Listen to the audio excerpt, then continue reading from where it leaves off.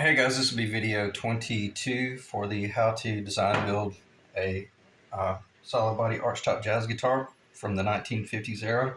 And I've got so much information to cover that I'm just not going to be able to do it because it would end up being 4 or 5 videos. So all I'm going to do is just hit the highlights of everything that's sitting in front of us. But what I'm going to do, I'm going to divide this into two short videos and just keep it very casual, because there's no way, I know me, if I start going off the rails, I'll have a 45-minute explanation of everything. So then the video to follow this will be discussing how I'm transitioning into neck pitch in relation to the body pitch and the arch top and all that jazz.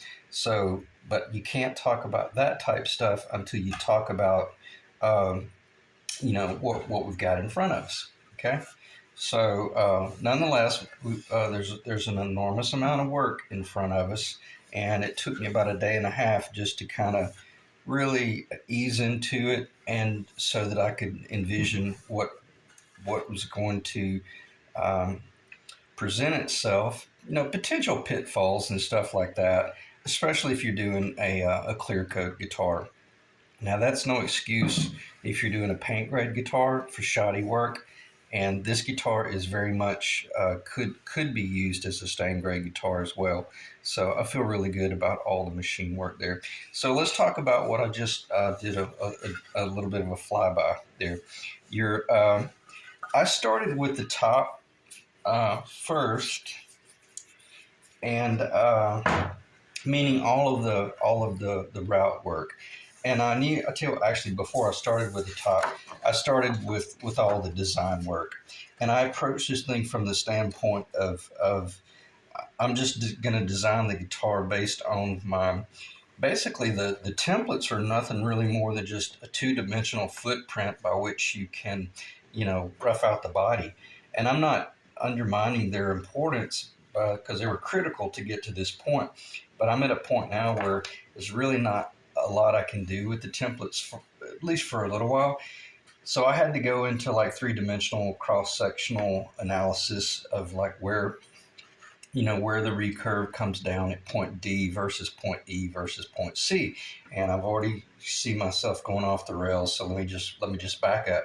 I had to do an enormous amount of engineering, primarily so that and what we're looking at, we're looking at this cross section right here. We're looking at this sectional right here, but basically just right in front of that horn, because any guys that have ever done any binding on an arch top guitar, especially if you've done a Les Paul, this is the most critical area right here, because it's such a pronounced arch top that it truly starts out. This is the finished top area right here.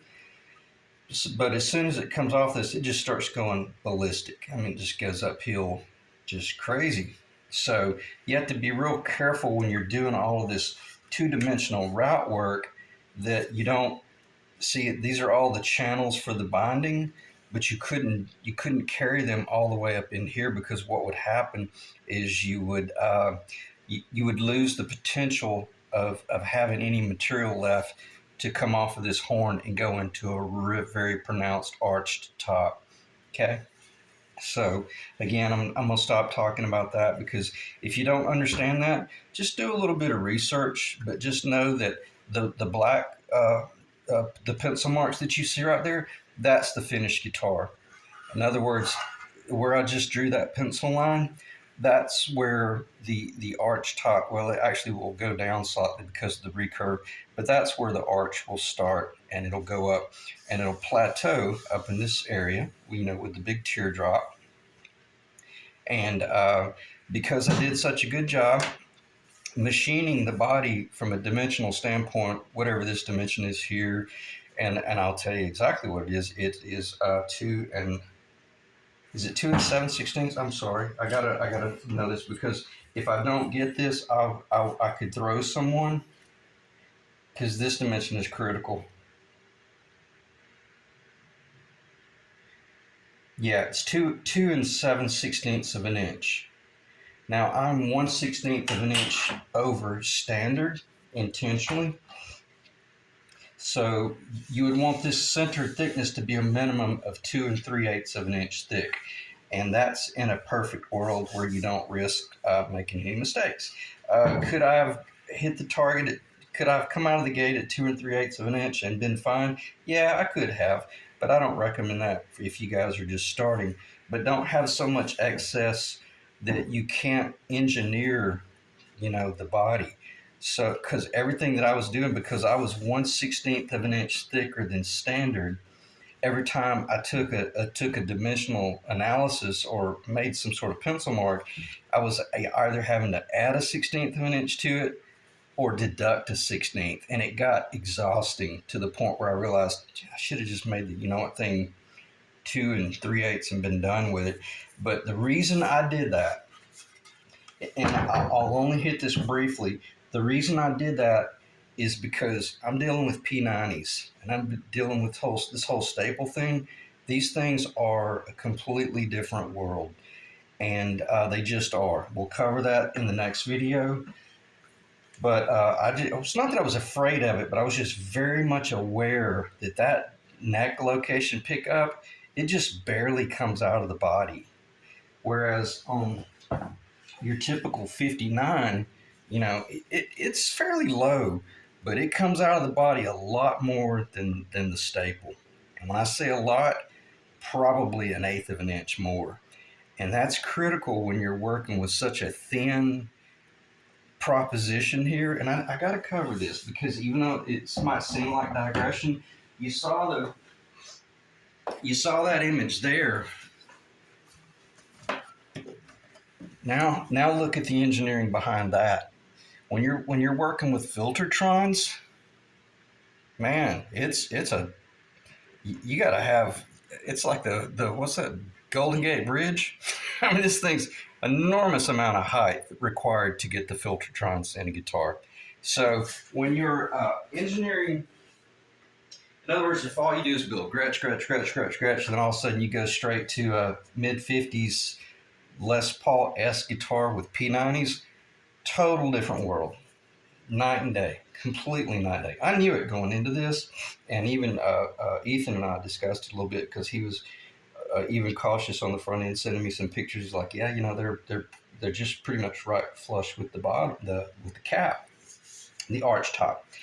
And I knew that. I was aware of that, but I did put my ego on the back burner, and I got online and I did some incredible visual studies, and he's right. They were even slightly lower than I realized. Got to stop talking about that.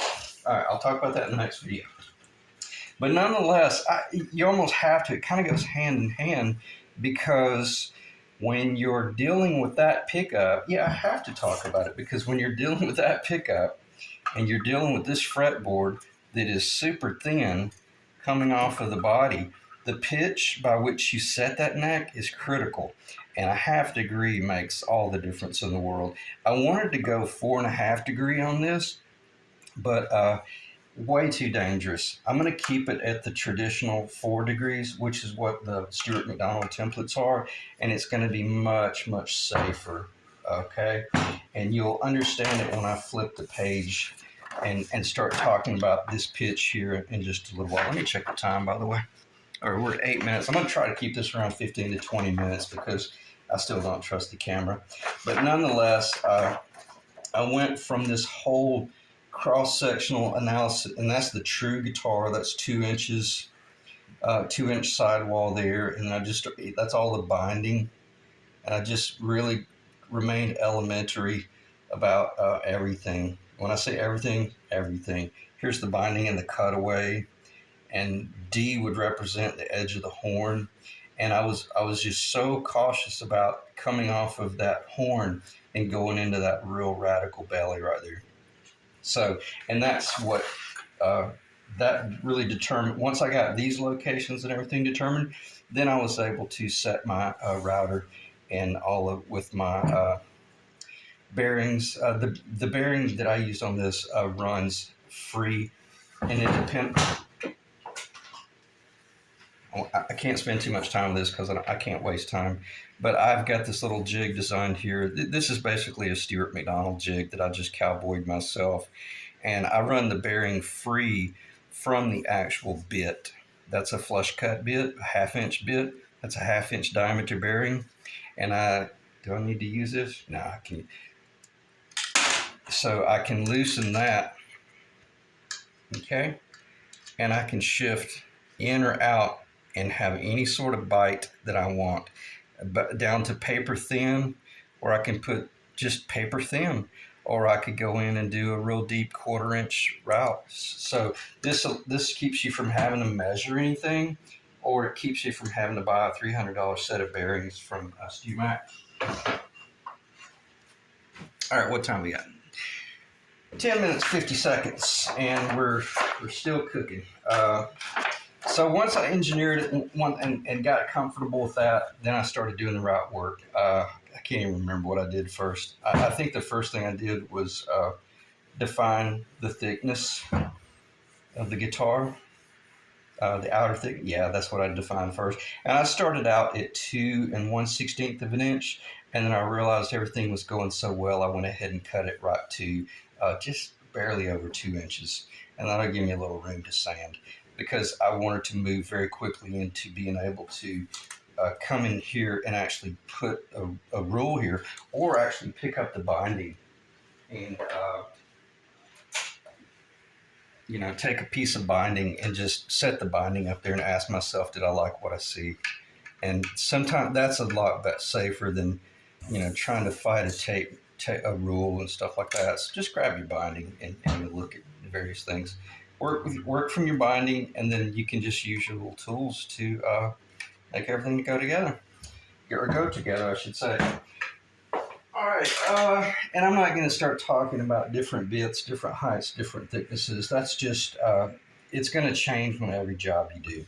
Okay, and I've already decided I'm going to go with a 4-degree neck angle pitch, as I just mentioned, and that's going to allow me to come in and basically where you see this dash line, every bit of this material in here is going to get routed out, obviously on a pitch. Right now it's on a flat pocket, and I've already fit the neck. We'll talk about that briefly, but I'll try not to digress. But basically it's perfect, and I'm not going to spend too much time talking about it right now, because when I do the neck installation, I will exhaust you with all of the critical things. See, right now, because it's not pitched, everything's going to be kind of loose. But nonetheless, hopefully that'll show up in the camera, but the straight line down the neck. And what's incredible with the jigs, hit it first time. That's crazy. That's crazy cool. That never happens. So nonetheless, this will remain exactly what you see, and then only the pocket will get pitched right there. So therefore, I'm going to exaggerate. Then I'll start out with a certain pitch, and then I'll start lowering the router down ever so slightly, taking a little bit more here, a little bit more there, and then kind of just keeping the neck close by, or at a minimum some sort of paper. A lot of times what I'll do is I'll just take a paper tracing, and then I can just stick it down in there. That keeps you from damaging your neck or sitting it over on a table while you're trying to focus on the router, and then you run the risk of dropping it or something like that. So, all right, what else should I talk about briefly here for 13 minutes and 59 seconds? The next thing that's going to happen is I've got this. I've never seen anyone do this, but I've got this kind of like think of like an oil rig, but it'll have a center platform. That center platform will be pitched, and then that little deck will overhang. Then I will come in with a surfacing bit, and I will literally just ride around the perimeter. And I made another base for my router, so it wasn't so ridiculous. That other thing, that should have been thrown away a year ago. But I made another one, and this is 3/8 of an inch thick. That will guarantee, even if you wanted to come out here with some sort of track, and the track is adjustable, which I think would be a great idea if you're going to do this a lot. Maybe design a track out here that you can change the pitch. and then you could use this to slide, back and forth as long as you didn't fall off the track. Stay on the track, but then you can go forward and back, and that will allow you to do your initial pitch. And that pitch will basically start at the edge of the guitar. Imagine the guitar had no binding and it was just that surface right there. You would want that pitch to start right there and then go up, but obviously drop down whatever your target thickness is out here, which that it's going to be roughly about right there, the edge of that shaft, that shank. Okay, so there's going to be an enormous amount of wood that's just, I got to tell you, it's psychologically terrifying when you're sitting there watching all this body just disappear, and you're just terrified you're going to miss it. But as long as you stay on pitch and you've got a real nice level platform and you don't let your bit get too low, because if you get too low, it could end up being game over. You'll end up going below your target, and then you'll have a nightmarish situation because you will have lost the material that when you're cutting this taper, you literally could take sandpaper and sand that profile up there. If you take too much off over here, you'll lose the guitar. And especially, I can't even emphasize how critical that is right there. Okay.